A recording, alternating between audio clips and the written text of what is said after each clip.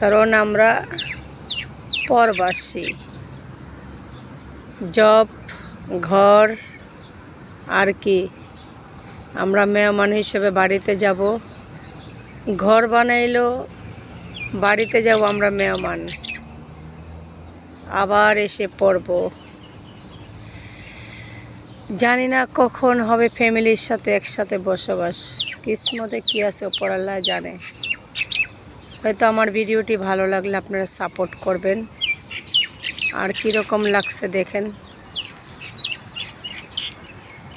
পাখিরা ডাকতেছে, ছোট ছোট পাখি।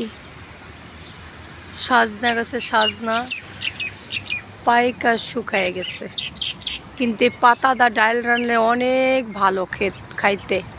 সাজনার পাতা, সাজনা পাতার ডাল অনেক রোগের কাম হয়। দেখেন কত সুন্দর।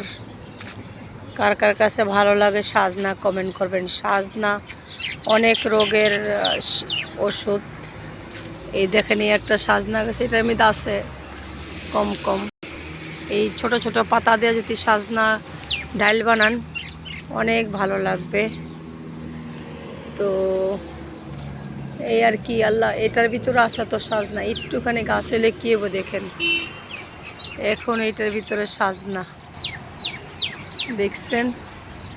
এই দেখেন সাজনা, কে কে খাইবেন সাজনা। এই পাতাটি কত ভালো দেখেন।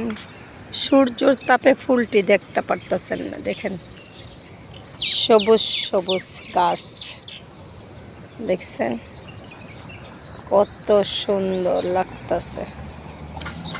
কার কার ভালো লাগে সবুজ গ্রিন কমেন্ট করবেন। আমার ভিডিওটা কার কার ভালো লাগে সেটাও কমেন্ট করবেন।